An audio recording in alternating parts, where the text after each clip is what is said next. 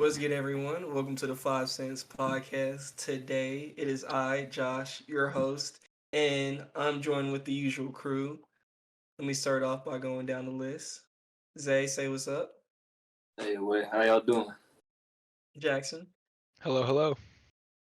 Nate, What's up, y'all? and Nico. What's up? So today, I decided to take a turn from what we usually do. We had a couple user submitted questions, and I just wanted, for you guys to get to pretty much hear what you guys are coming up with. So first off, feel free to hit us up on social media platforms if you have any questions to submit. We really haven't worked out like a process we have for that yet, but let's start off. So our first question is college a scam? Why or why not? And all of us here are in college. Some of us have been on co-ops or internships. Some of us haven't done anything like that. So we kind of have like a full range or perspective in terms of is it or is it not. So what y'all got? Alright.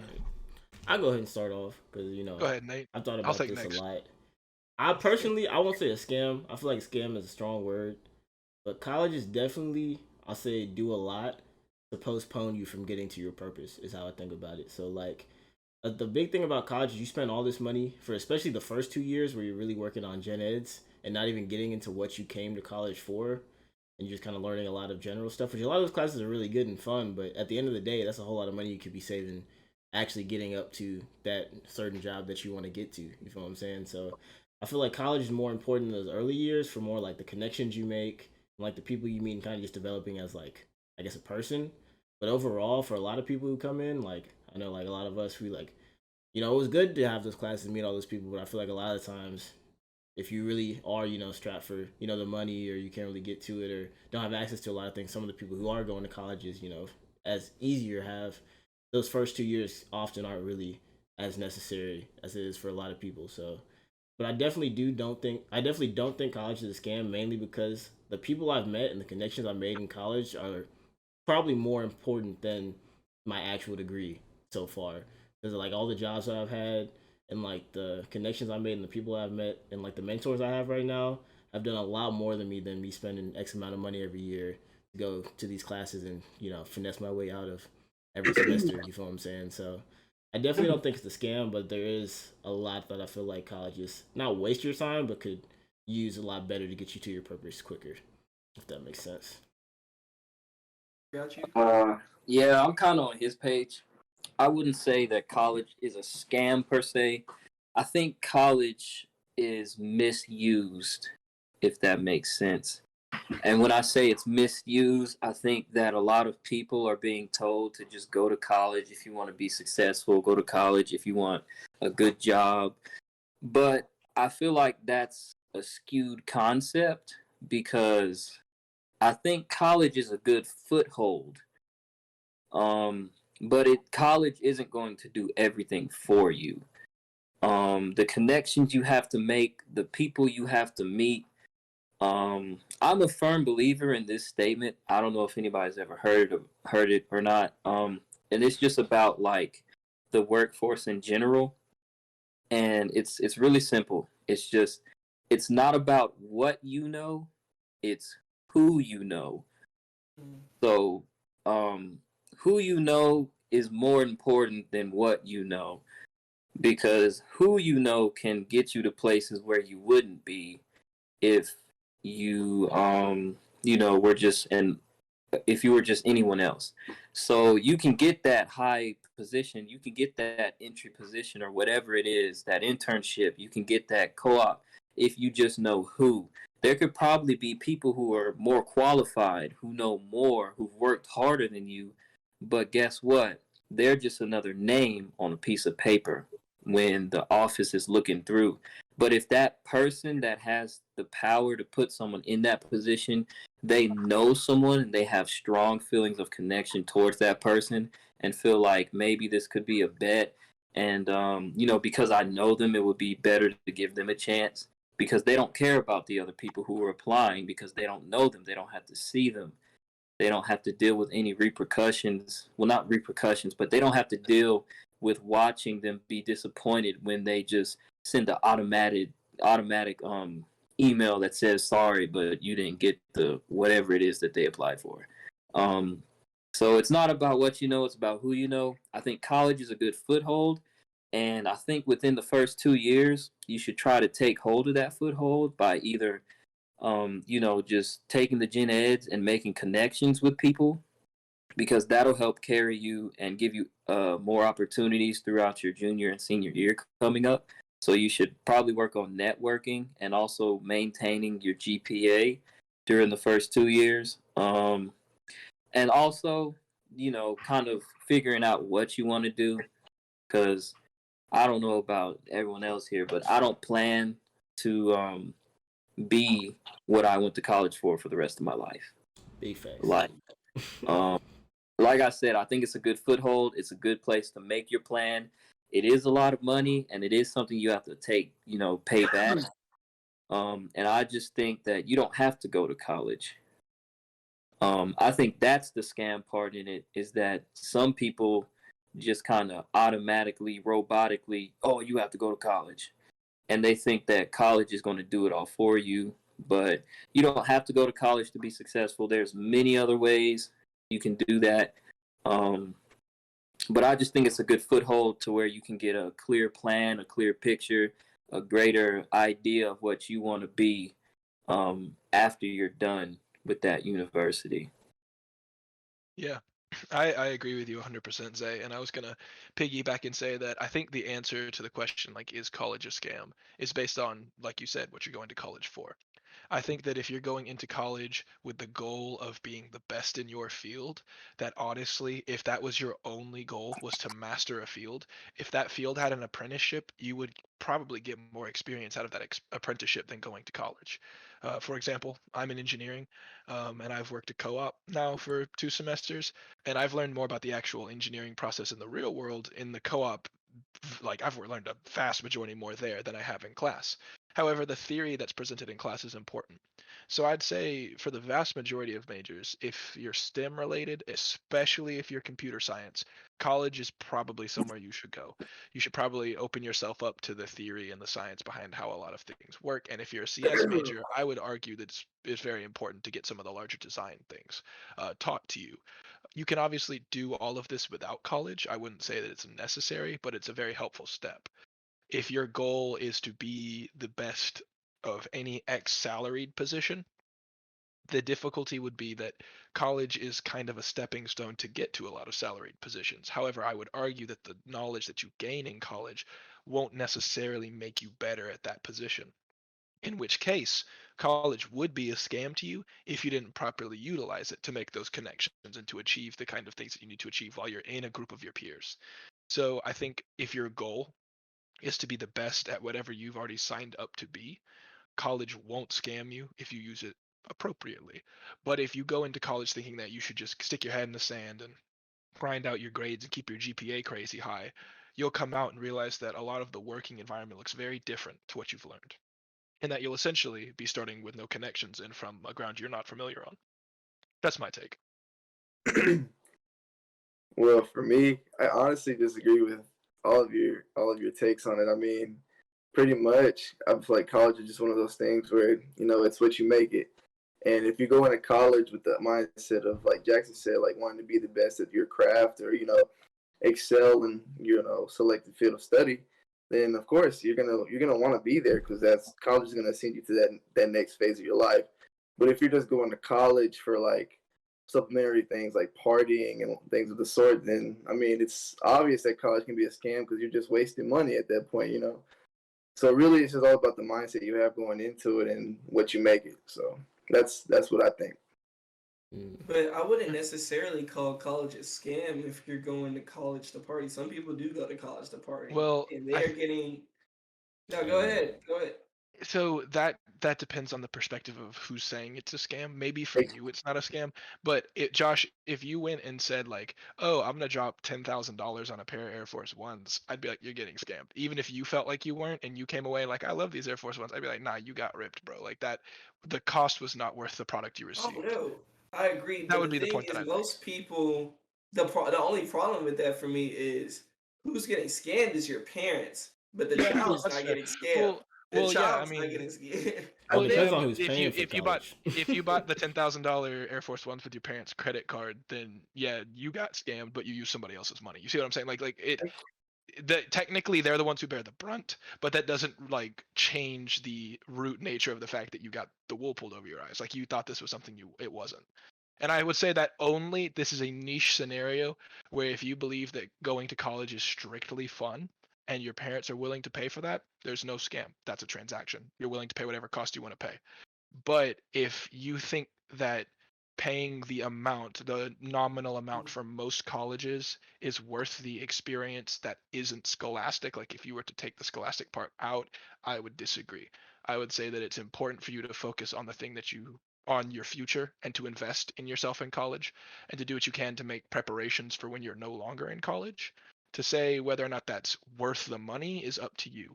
But if you were to ask me, a guy in college, I would tell you that if you jumped in as a freshman and went your whole, scholastic career not caring about your grades and just having a grand old time, I'd tell you did it at a very steep price and that I probably would not have done the same.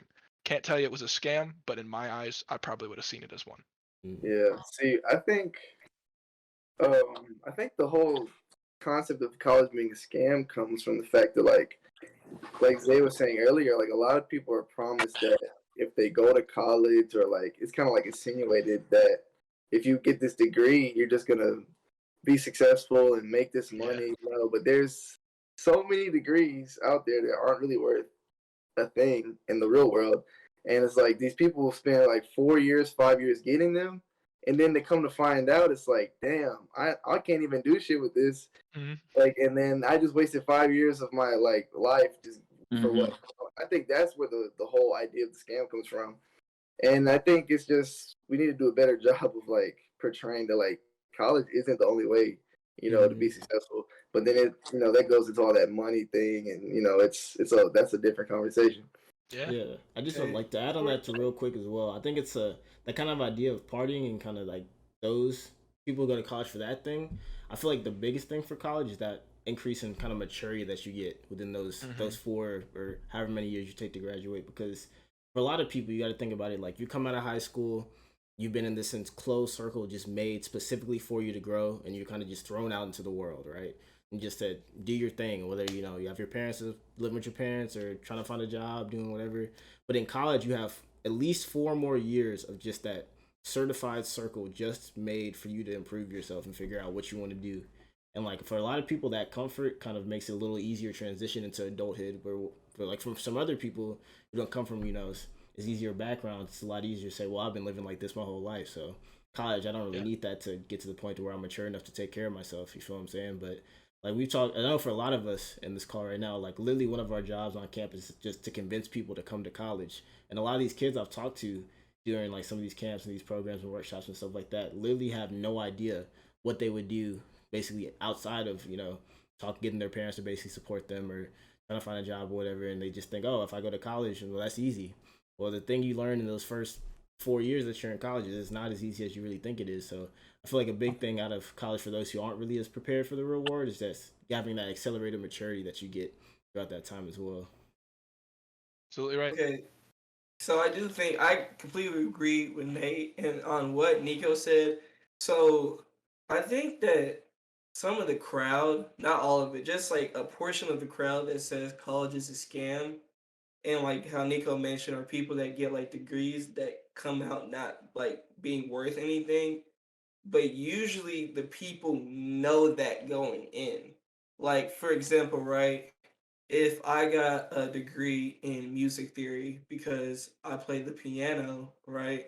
Now, what I did was I followed my passion, and college is great for that. But at the end of the day, you have to know how your field works practically before you go into college. There is no way that you just decided to do that and you're telling me you didn't look up what happens like afterwards because it's not a scam, then it's just your fault right there because you're supposed to at least take some of the time to figure out what this is going to lead to post college.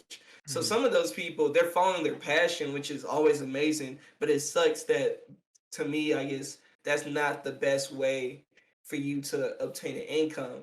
So like sticking with like the music example, maybe a better way is to try to get gigs and like get yourself put out there and known. Now you could do that while going to college, so now you're gaining knowledge, but you're doing this thing on the side to help build you up. So by the time you get out of college, you have something waiting for you. The problem is you can't just act like, oh yeah, I got my degree in music theory and I'm about to go and ball out. Like, come on now, what you doing right now, my guy? Like Yeah.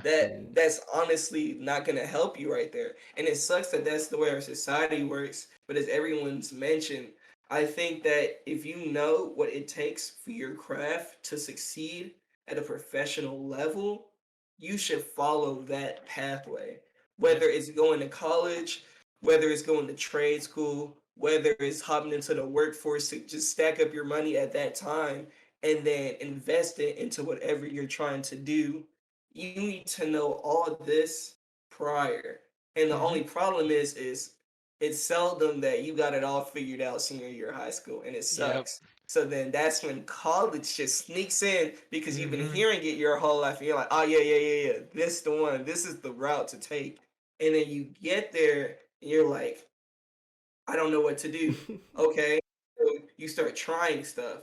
So maybe the major you went in with, damn, I'm not feeling that one. Okay, so you switch. So then that's how you get into people staying 7, 8 years in college. So they were just trying to figure out what to do. Mm-hmm. So I think Nate said it best in terms of college is really great for networking, building connections, and building your character because it helps you mature and helps you get wiser for that time that it's time for you to take up your mantle and figure out what you're gonna do with your life. Go ahead, Jackson. Yeah. Uh, So Oh, go ahead. Go ahead. hold Go on. ahead. Let's I'll go after you, Zay. I Take it away. I didn't keep my hand though. I was tired of You holding good? it up. You good, bro? So It's all good. It's all yours. Floor is yours. Floor is yours. my bad. So I was just thinking that like, what would have had to happen for me to call college a scam? Like to say that I wasted my time here. And there are also some degrees that aren't high in actual market value. And all that means is that for that field, either the jobs just, um, their median salary just really isn't that high, and it's not something that, you know, I guess would be basically the loans that you take out from college would be more than you make in a year with the job that you got a degree in. And in cases like that, yes, I would say that's a scam.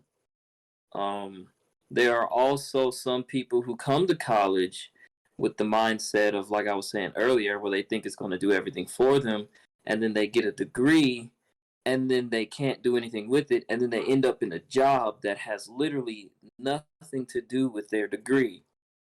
And in that case, I would also say, yes, it's a scam.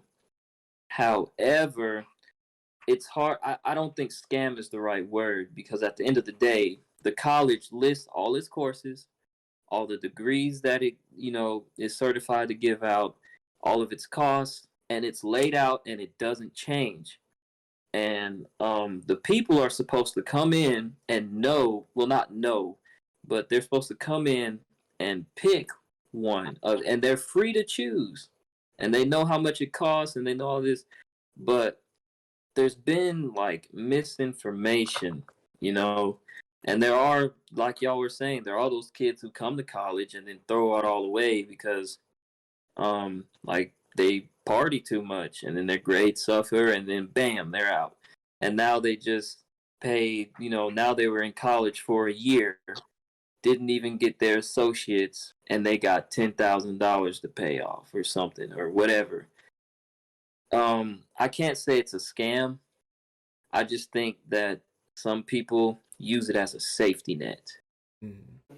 They use it as a safety net, if that makes sense. Like if things in their life aren't going right, there's like, oh, I hate this job, I need to get a better job. The first thing that they think to do, let me go back to school, let me get this degree. You see what I'm saying? And this isn't all people. I'm just assuming from my own perspective that It just makes sense to me that if I was in if I was in that mindset, then yes, it would seem like college is a scam. I just think that they're using it wrong, and then they get upset when they don't get the results that they thought they were going to get, when in fact they should have done more in-depth research and, actually knew how it was in the real world. Yeah. And so I'll keep this brief because this has been a great conversation on this, and I think y'all have hit pretty much every point square on the head. But I wanted to bring up the fact that so my parents are actually an interesting dynamic, in that I have one parent who didn't like see college all the way through to the end, ended up being very successful, doing great for himself. And I have another parent who ended up going to graduate school and is also doing great for herself. So I have two ends of the same coin. I have the one with the doctorate and the one who didn't even finish. And the reason why I say this is important, and I wanted to caveat this for any young listeners in case you're listening, there's a common saying that college isn't for everyone. I disagree. I think that certain careers aren't for everyone. I think college is a place where you get to differentiate between those careers, but I refuse to believe there is a person who could not complete college if they put their mind to it. You could find a degree and pursue it to its entirety. However, there is a trade-off. Not everything will make you happy. And it's a very lucky person who gets to work in something that they love every day. That's not a super common thing. It should be the goal, but you need to understand that salaries don't always come with the jobs that are the easiest to do or the most enjoyable to do. A lot of the higher end salaried positions that aren't management are going to come for STEM positions, computer science people, which is all going to be difficult. That is going to be a difficult road. And that's part of why those salaries are so expensive and why they are able to pay so much, because it's a limited amount of people who are willing to put in the effort to get there.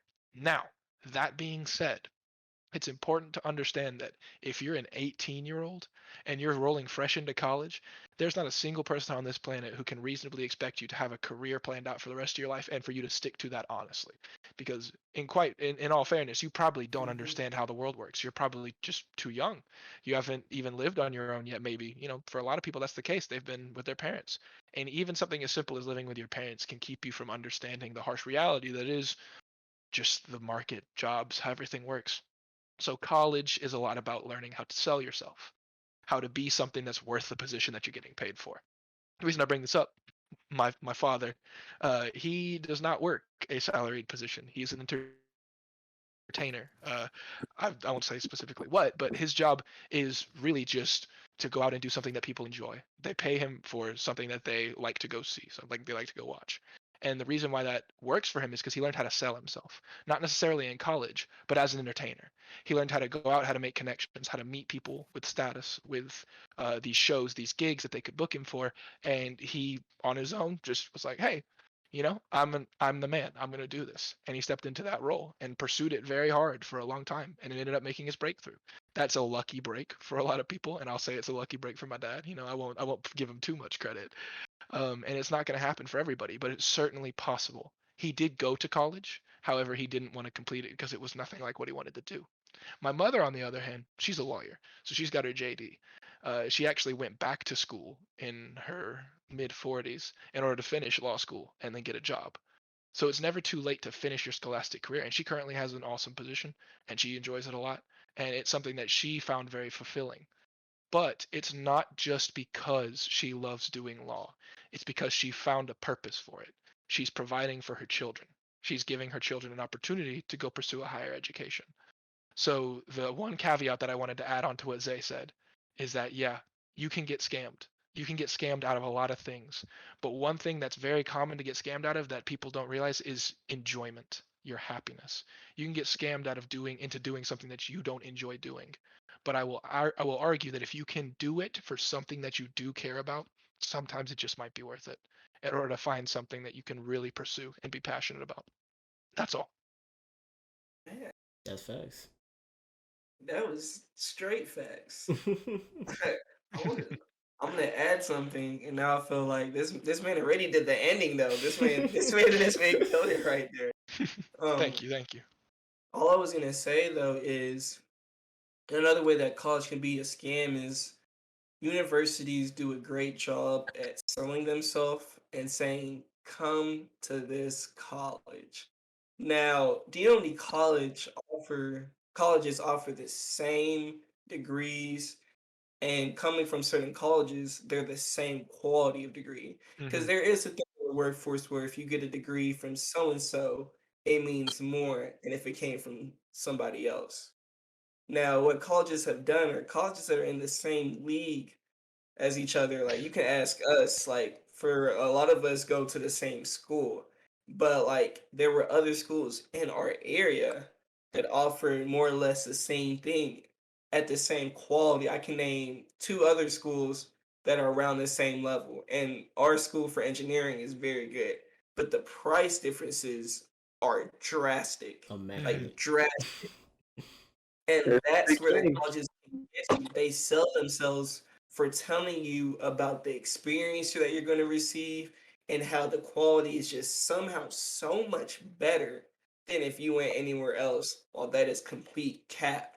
And Yep. that in itself is a scam because they sell you on that. You get hooked. You're thinking that the education you're receiving is just top notch, and that thing could be mid. That could be Hmm. very Hmm. mid, especially the major you pick because they can sell saying that they're the top college, and yet it could be in this, it could Yep. be in Yep. business, but their engineering program is okay. Their nursing program isn't good, but because you heard that they were the top at something, and not the correct category for your major, now you're going to a college that's not offering what another college could be offering you at an affordable price. So Oh you always yeah. keep that in mind when you're looking for colleges.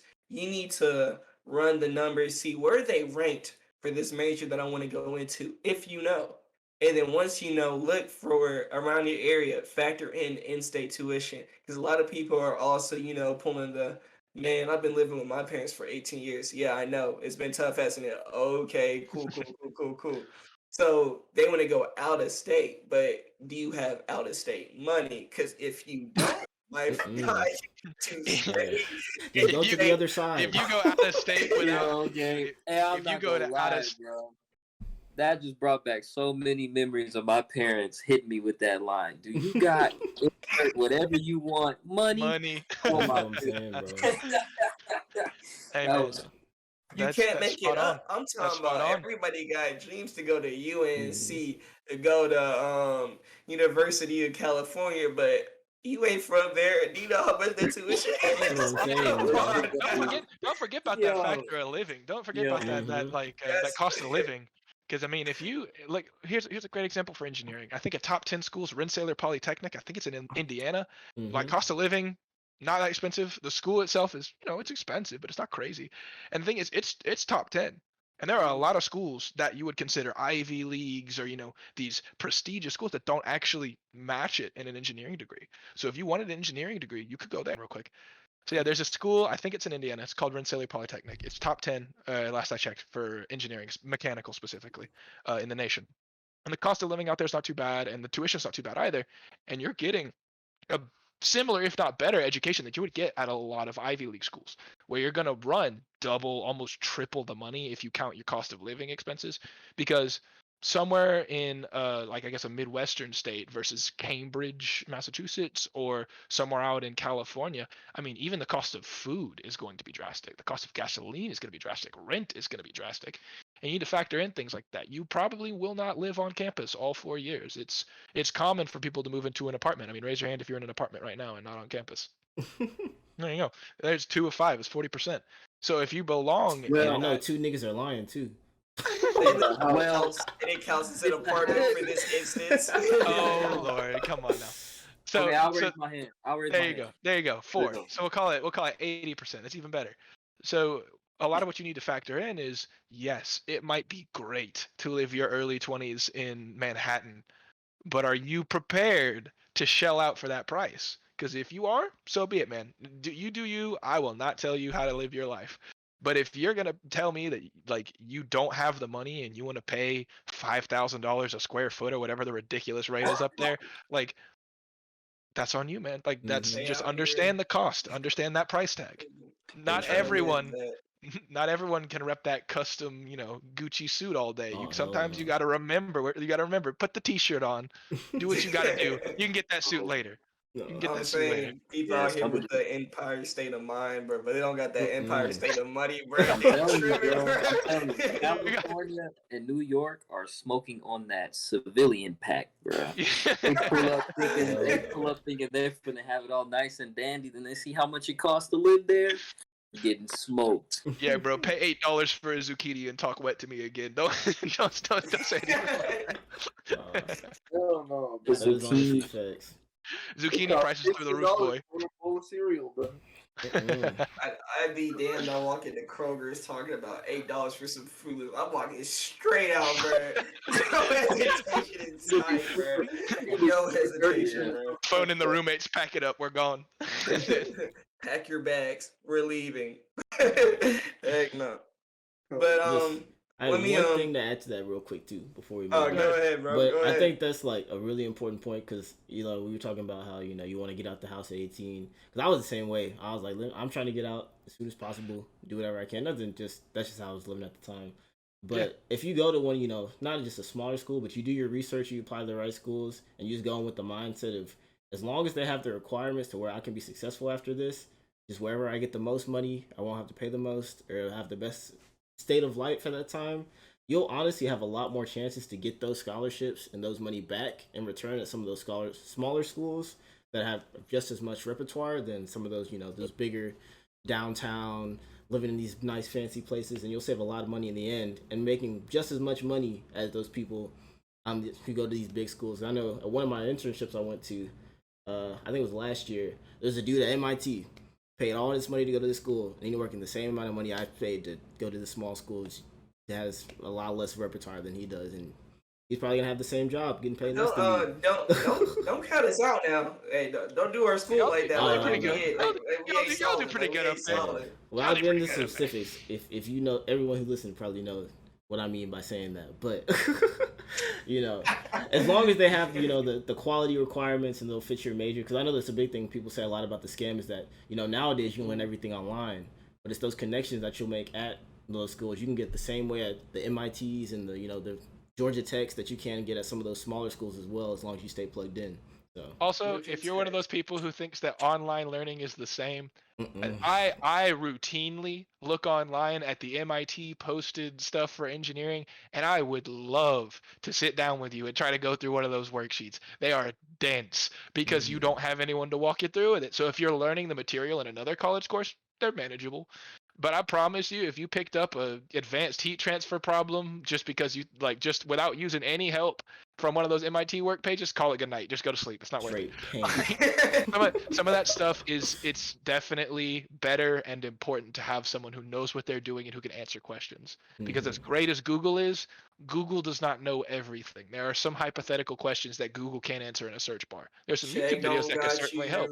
Chegg Well, don't Chegg got you. don't got Slater you. don't got you. The little hero You course go or on- whatever it's called You don't go, got you go, you go on Stack Overflow with a prayer, and it doesn't have you either, and you're just sitting there lost. That's when Damn you it, they decide on to go damn to sleep and Quora take talking about, can somebody answer my question? Nah. And if you're that type of person that can grind out 8 lectures a day online to figure it out, man, full props to you. Like, you're better than me, but it's hard. Online college is not easy. From 5 guys who've done online college. that shit sucks. Yep. Yeah.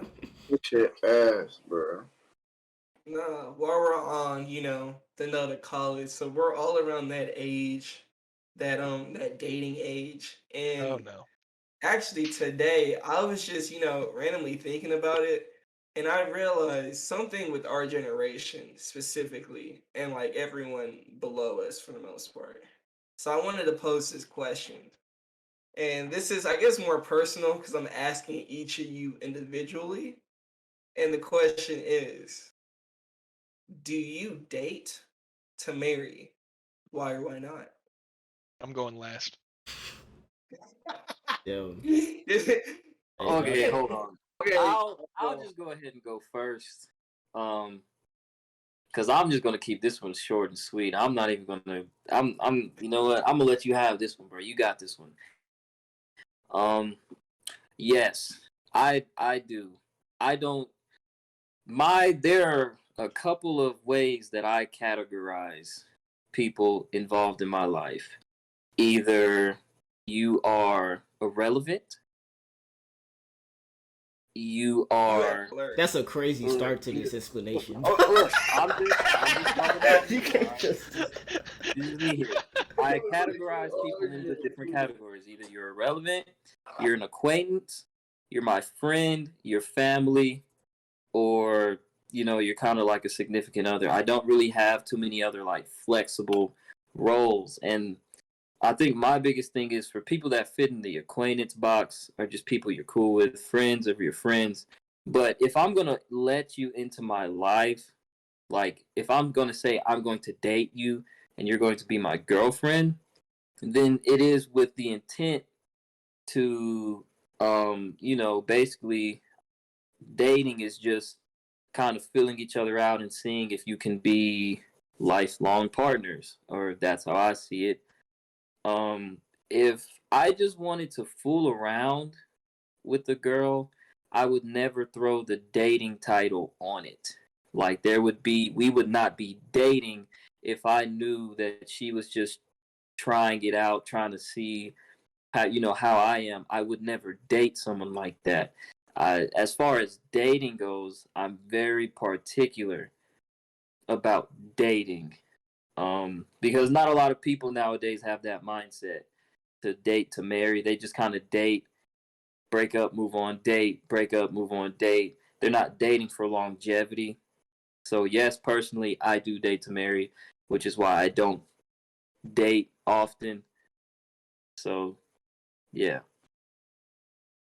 Oh me, I Break think up. There we go. it's an interesting one. I feel like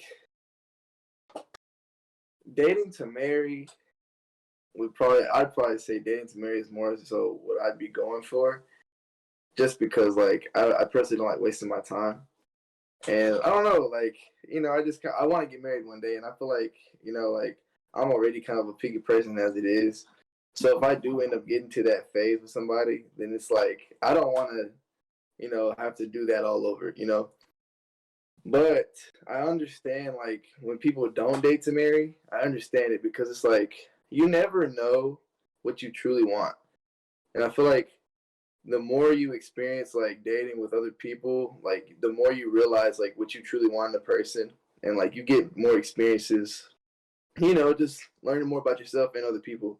So I mean, I can understand why like people just date around, for the experience, but for me, I'd say like marrying's the goal. To counter that real quick, I do think that you can have the intent of dating to marry. Because dating, like going through the phase of going on a couple dates, getting to know each other, like, yes, like, okay, you've found that physical attraction. Because there's no way that y'all just went on a date and you were just, because that's tough. So, so I would just put that out there. That's tough. So once you found that physical attraction and hopefully like a small little connection, you're like, okay, let's go on a date. So then you're trying to see if there's something you can expand upon.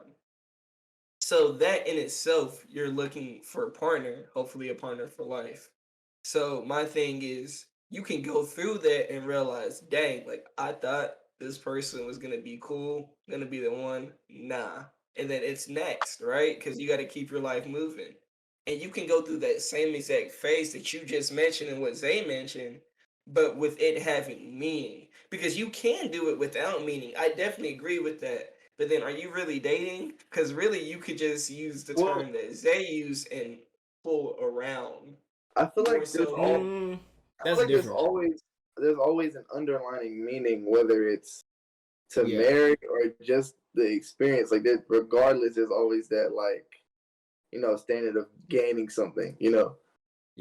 Let me go real quick before y'all go, That's my, because I was I finna know, touch I know, on Nick. exactly what Nico just said, because I feel like Go for for it, me dog. it's a yes and a no, right?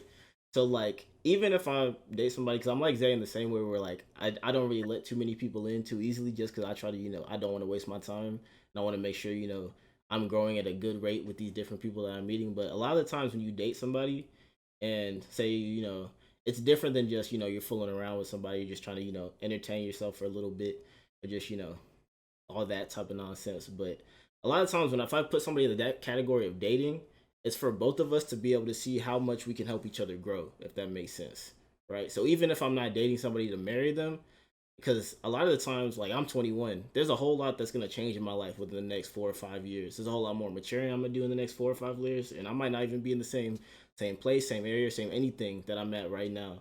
So I can't really commit to marrying somebody at this age right now, just because my life isn't set in stone too much. And the fact that dating allows you to see if that you're willing to go through that growth with that person throughout all those changes. You feel what I'm saying? So towards the end of that dating phase, when I'll finally decide this person is, somebody I want to live the rest of my life with. You feel what I'm saying?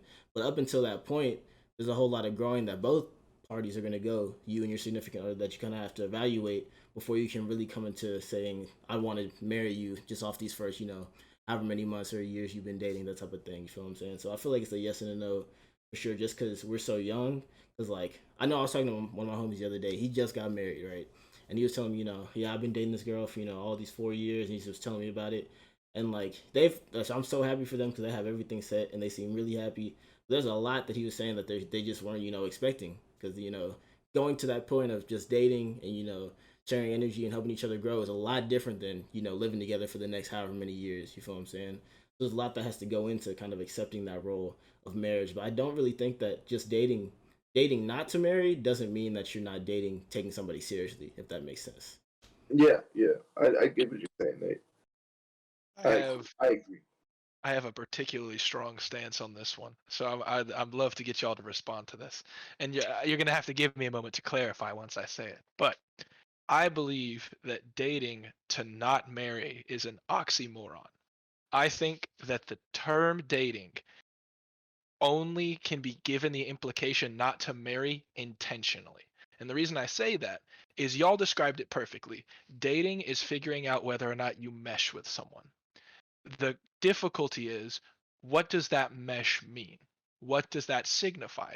Because the whole concept is, even if you're not dating somebody to marry them, you're seeing if you mesh together. I would pose the question that dating someone not to marry them, meshing with them, and then leaving because you intentionally did not want to marry them is what I would call fumbling the bag. Because Facts. you had the prerequisite for marriage, which is incumbent in the definition of dating, and you jacked it.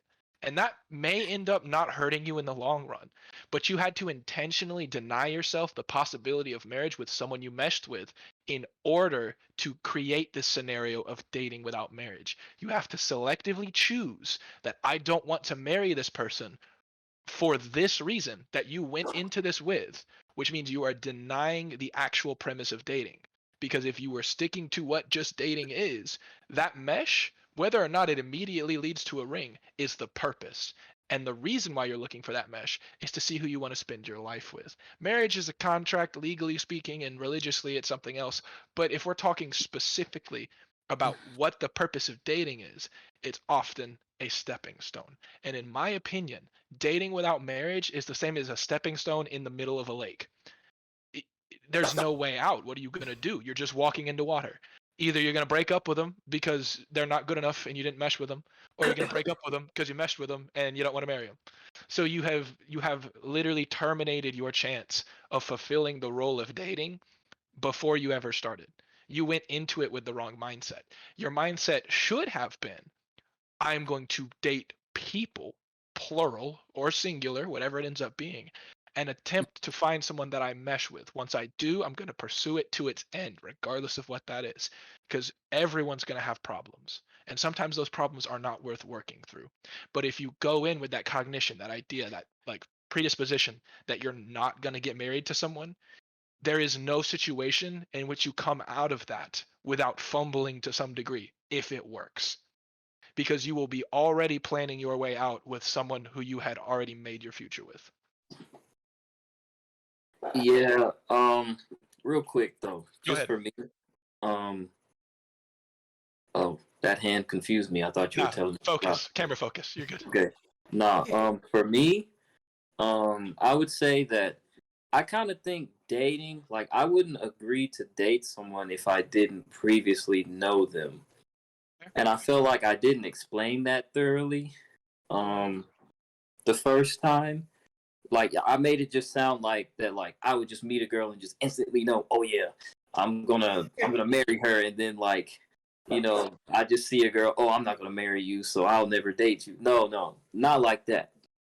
To me, I wouldn't agree to date someone unless one, I previously knew who this female was at some point, and we had a pre-existing relationship as friends.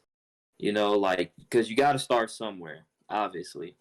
So it would have to be someone who I've known for a good amount of time. Like, I know them. I know how it is, you know what I'm saying? And then we can take that next intimate step where we see, because we know how we function in a group. We know that we can get along, but now I'll agree to date you because I know who you are. I have the previous background, and now we're just trying to see how we work in a more intimate setting. Dang. So And that's if that was just to clarify because I yeah, just felt like I left that out. oh, you're And good, then bro. and then of course, obviously, if it doesn't work out, then it's like, okay, dang, like Josh was saying, oh, I thought, it just didn't work out for some reason. Then that's perfectly fine. Mm-hmm. That's fine. But to me, dating wouldn't happen until we already had some sort of pre-existing, and I have a general and a good idea of who they were beforehand. Because I wouldn't agree to date a stranger and then like figure out, oh crap, I don't like this girl, and then dump her because I just don't think that that's the way to go about it. I feel like you should get to know them, be their friend, get to know them a little more in depth, and then once you get, that connection first, then you agree to date. But at that point, you're like, okay, this girl is great, or this girl is okay, or this girl, I can deal with her. I can manage. I think we can go well together, and maybe we can build something. But that should be the intent behind dating, is what I think. I don't think it should be oh, well, he's cute and we hung out a couple of times. Uh, be my girlfriend or be my boyfriend or however, whichever way it goes. Yeah. And I would argue that is actually the same principal process. You've just tightened the bounds of what you're calling dating. Like Yeah. dating cannot happen without two strangers meeting each other. So you have to meet a stranger. That is a contingency. You either met them when you were younger or in a friend group or however you met them. You start by meeting a stranger and then becoming friends and then dating and however your process goes.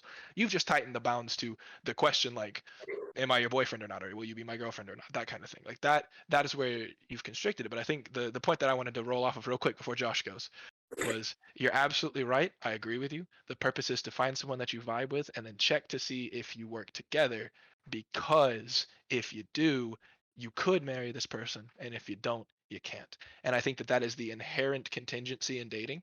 I think that whenever you can recognize that you and a person don't vibe, it's because you know you won't vibe in the future, and there's no point in pursuing a like future to the end of your life with this person, which means that is a prerequisite of dating, that you have to fulfill the category of whether or not you're compatible. That's all. Josh, go ahead. All right, yeah, dude. I was trying my hardest not to forget what I wanted to say because I had like two or three different points that were popping up in my head. I was like, please let me not forget. So the first thing I wanted to mention, so what you guys like brought to my attention is the fact with dating is that you can't. It would be, I guess, unfair if you went into dating not looking for marriage for the other person you were dating. I Mhm. think Jackson gave a fair example. You would just be doing somebody flat out dirty if you weren't going in with that intention of making it through the end, seeing it through the end. Because someone's just gonna be left brokenhearted if one day you wake up and you're like, this was fun, and you're done. That's how people become futures. That right there is how they become that.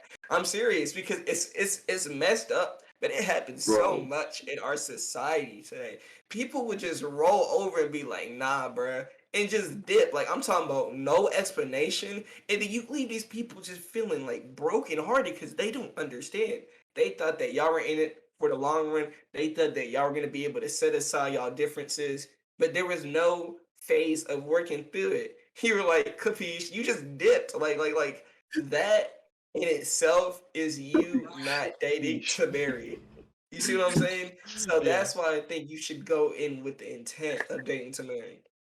A question So I wanted to add is because I think Nate brought up a fair point. Currently in my life, I've told these guys, man, like, there's just too much left, bro. I'm like, I'm not sure. I'm ready to start watching. He's shaking his head. I said, I'm not sure I'm ready to date right now because I have the mindset of, okay, if I find someone, I'm going to be committed and like, I don't know what route that's going to take my life. Maybe like it's too soon for that to happen. So that's the way I look at it. But because of that, I wanted to ask, when do y'all think is the right time to date in your life? And I think Nate had a Uh, question though, or something to add Well, I before just had that. something But real quick to add to that.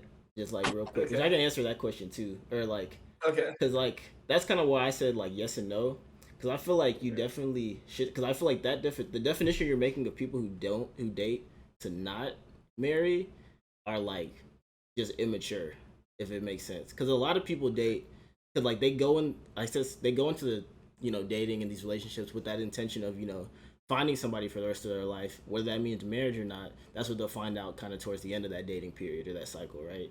But the people who kind of just pop up and hit them with the see you later, you feel what I'm saying? They just got a lot of growing to do.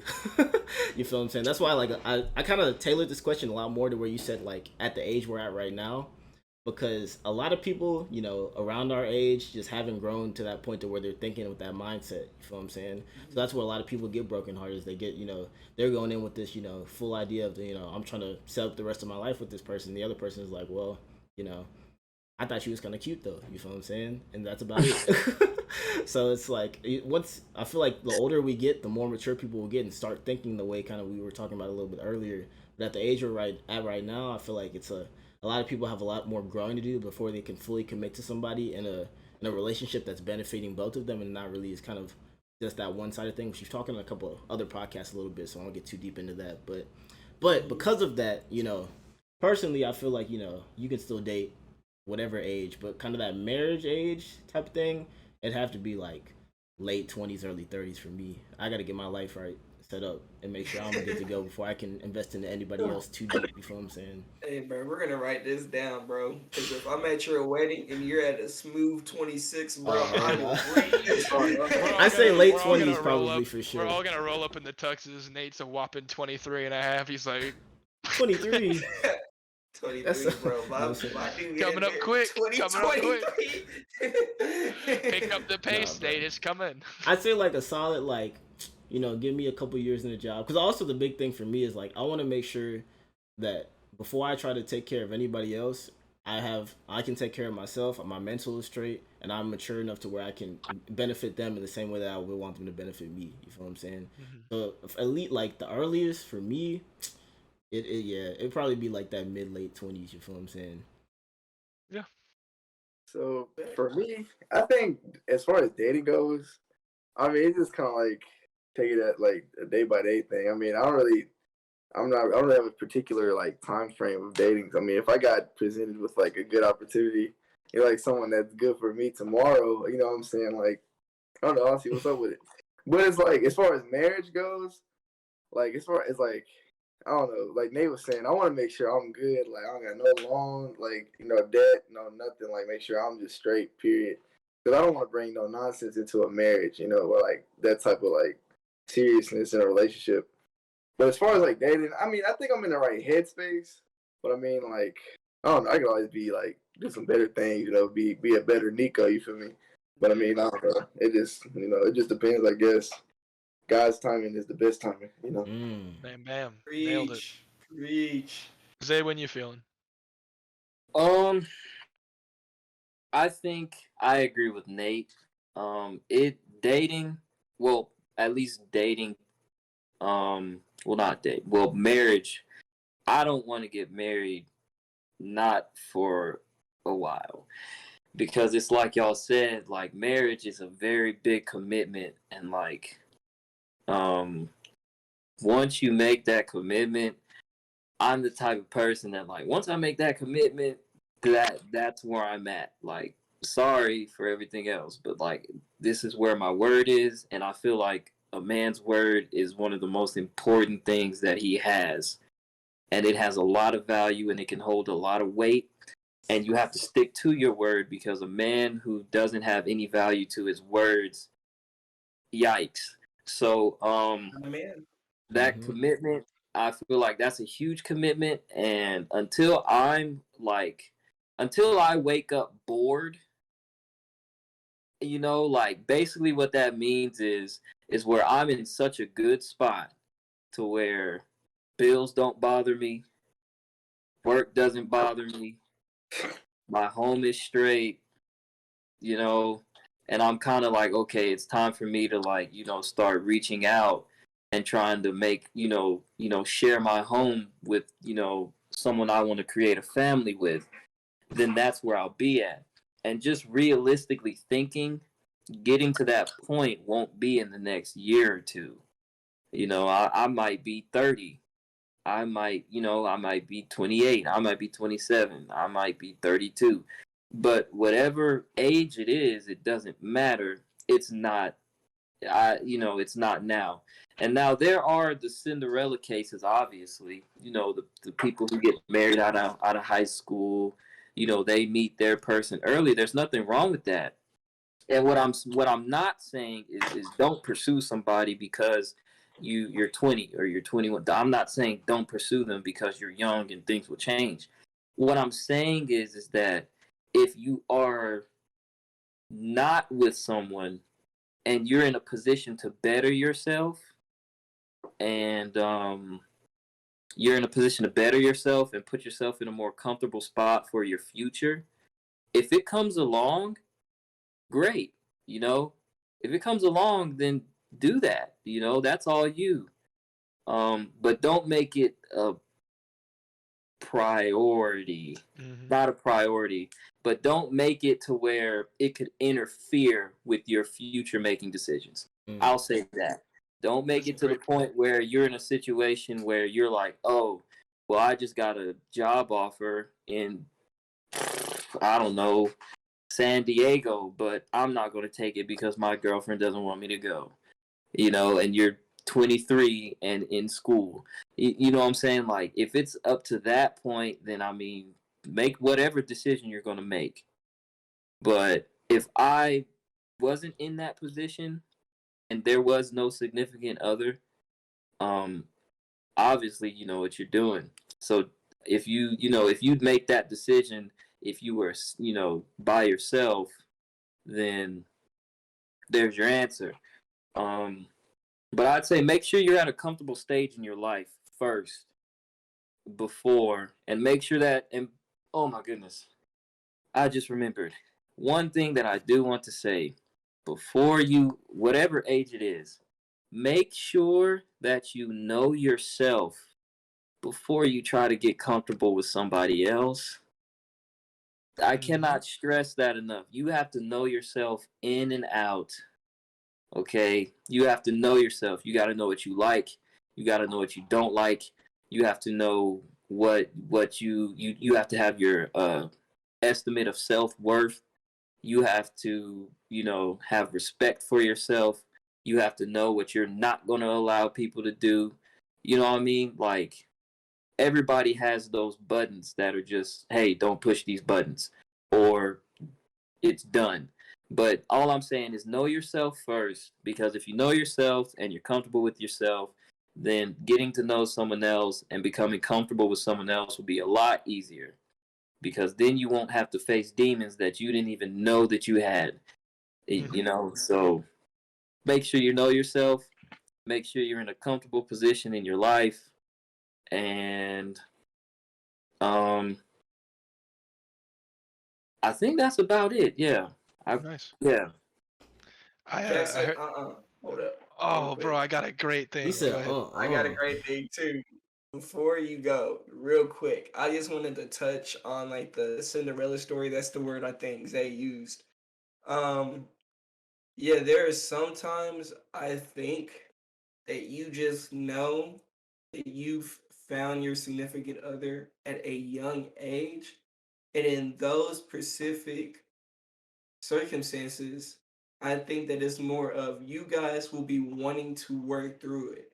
You guys will be doing this together. So, for example, that job that you have that's in San Diego, well, this is a team effort to see can we make that work like together.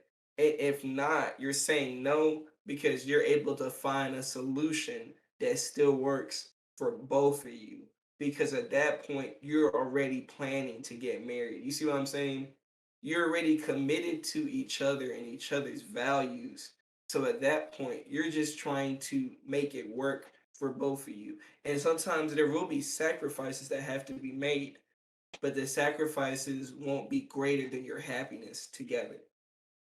If the sacrifices ever outweigh your happiness, then you realize this isn't it in your current stage right now. In the current stage you are in your life, this is not the right time because you're like, I think that I want this more than our relationship together, which it sucks, but that could be like what's needed at that time. Because of course you're still growing, you're still trying to know yourself, and you're still trying to get settled. I think that everybody has got a great point in being settled first. Because right now we're at the age that we are just moving, trying to figure out what we're gonna be doing for possibly 30 years if you plan to work that Don't say long. that. So, oh yeah. I already don't plan to work that long, but I feel like that's the number used around. I have a whole different plan, which we'll have to get into in another podcast or something. But yeah, I just wanted to throw that in there before Jackson gives his like take on this. All good. I wanted to compound on kind of what both of you ended up saying, in that it's important to work on yourself, and I was going to expound upon why. So I heard this analogy once when I was a kid, and I really liked it. It was presented to me as like how people work together, and it doesn't matter who is who, but imagine that a relationship is like the relationship between a key and a lock, right? The whole concept is if you make a key out of very strong material and you make very defined cuts, and you make a lock out of strong materials and you really set the pins, they're going to work together forever. You're always going to be able to put it in, turn it, lock's going to open, easy peasy, right in. You're never even going to notice. It's going to be a well-oiled machine. But if you rush the key job, it's not going to actually fit in the lock. It's just going to be close enough. And after time, it's going to wear down. And eventually, there's going to be a failure somewhere. A pin's not going to lift. The lock's not going to turn. The deadbolt's not going to come. You're not going to be able to get inside your house.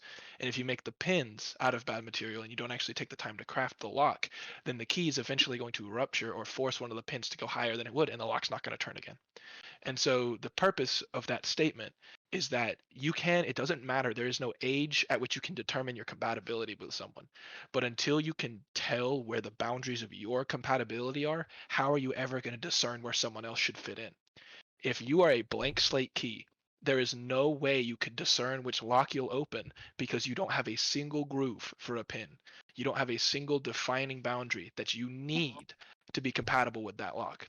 In order to actually achieve that union, in order to actually achieve that fit, you're gonna have to first find out where your boundaries are, what your profile looks like, and then you can go and look for the type of thing that you're going to mesh with, the type of person that you're going to mesh with. So I think you both made an excellent point there, and that it's critical that not only you know yourself, but more importantly, you know what you're looking for to a degree, not to a T, not to the exact number and letter, but you can make out a general idea of the person who you think you will value. You could be completely wrong. You could be way off the rocker and end up with someone that you never thought you would end up with. And that's okay.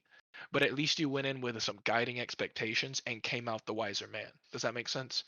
If you come in with a set of Yeah. criteria, you're more likely to understand what it is you do and do not mesh with. Because it takes a lot of things going wrong to not have fun in a relationship at all.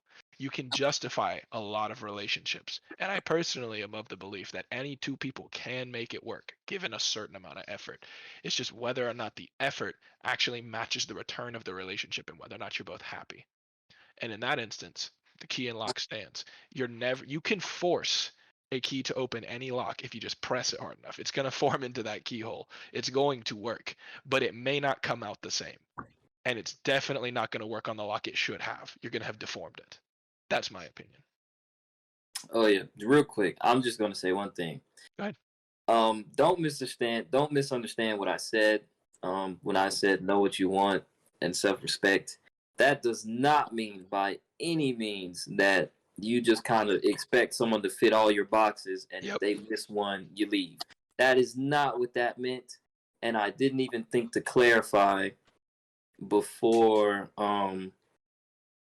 before, but that does not mean that if they don't fit every box, then you just up and dip. It means that you have a general, like you said, you just have a general idea of what you're looking for. And over time, it will refine itself. Yeah. Big facts. He was like perfect ending. No, one more thing that Zay had mentioned earlier while we're still on this topic. So Zay had brought up the point how when he's looking for someone, that he's looking for someone that he has already considered a friend at that point before they start talking or like dating. Well, let me use the word dating since that's what we're talking about because we've already explained those are different things as well. If you don't remember that, please check our first It's one of them. episode. Just watch First and all of second them. You'll find it episode. out. Yeah, watch all of them. You'll run into it. Watch all of them, baby. You'll You'll run run into into it. it for sure.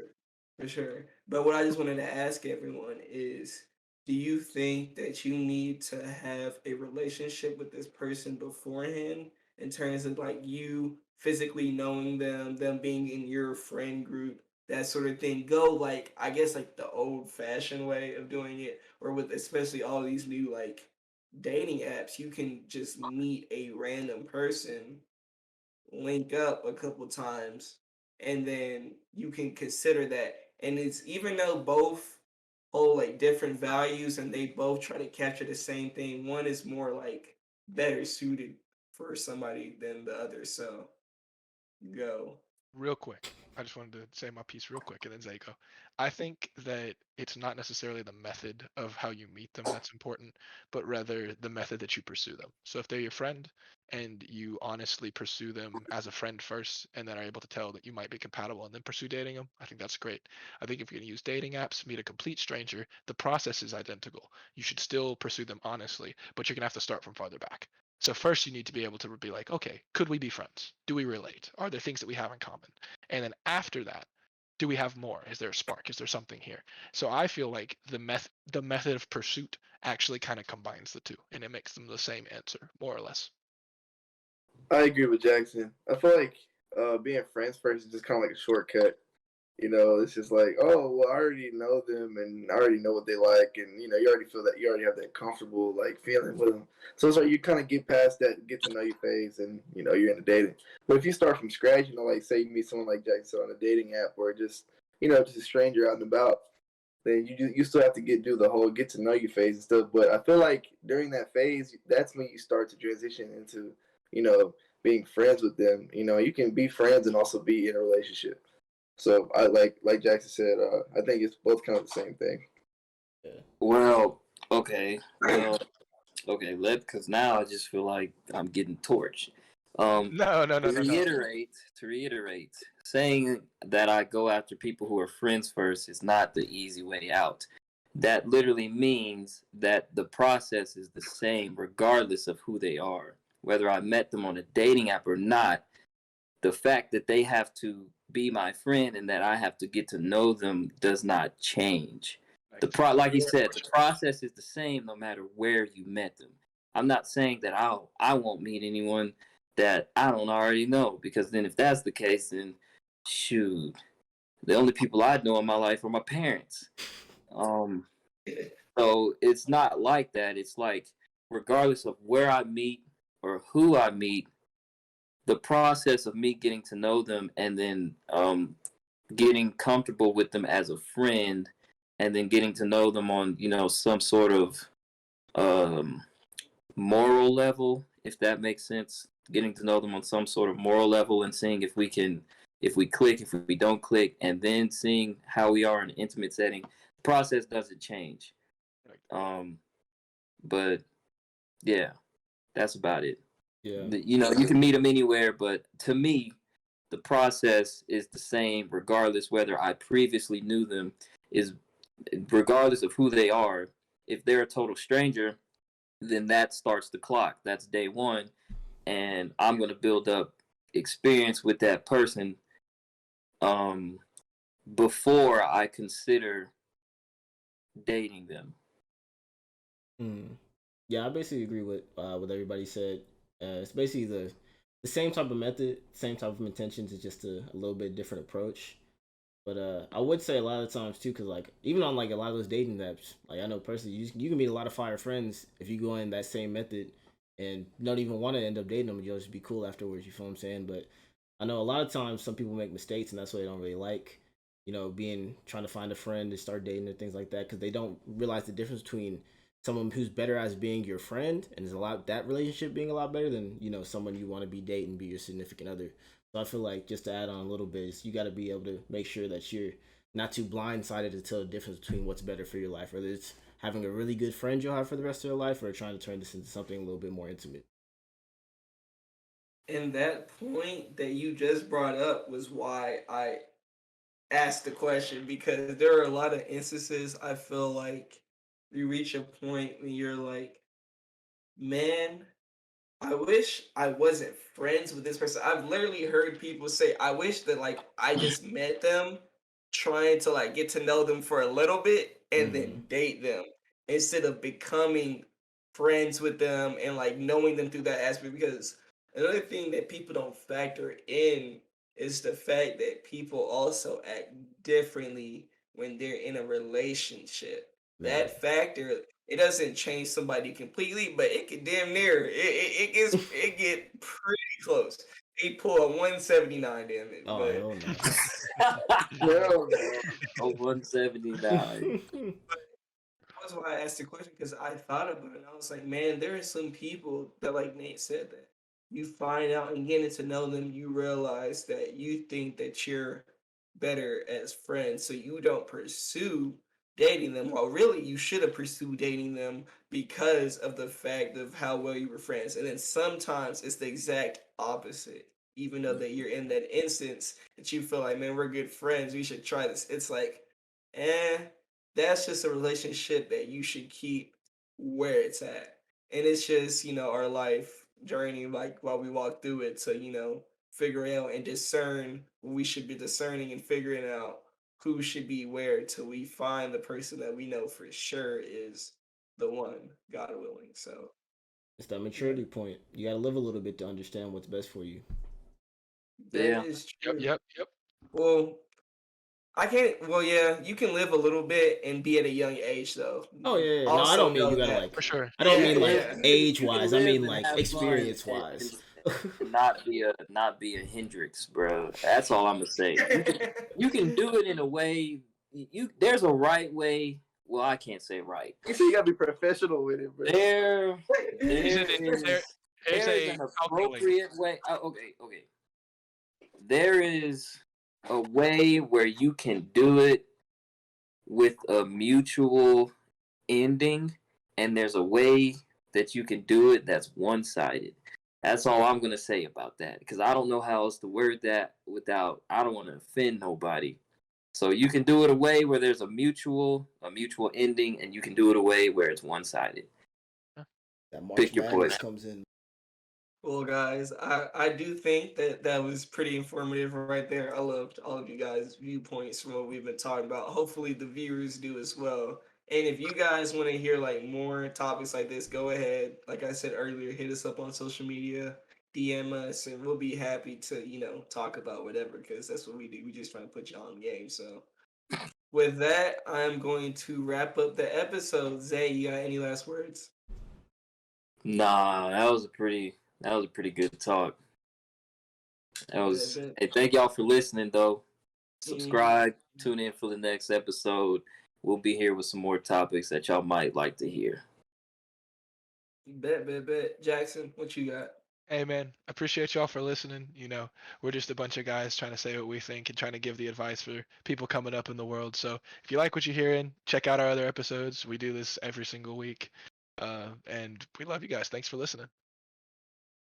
Nate? Man. Hey, y'all summed it up pretty well though. Appreciate y'all for tuning in this week. Go ahead, follow us on everything if you're trying to keep up with the 5 cents gang. You feel what I'm saying? And we'll keep on coming out with heat with y'all. So stay tuned. Nico. Thank you. Short and sweet, baby. Short and sweet. Short and sweet. PBS kids ass nigga, bro. Hell no. Bro, he signed it off like that Nickelodeon card that always came on in the morning. Dun dun dun dun dun. Thank you. Nah, but it's real stuff though. Thank y'all for tuning in. You know, it's always much appreciated. You know, for making sure y'all check out the message. You know, it's what keeps us going. You know, but yeah, but yeah.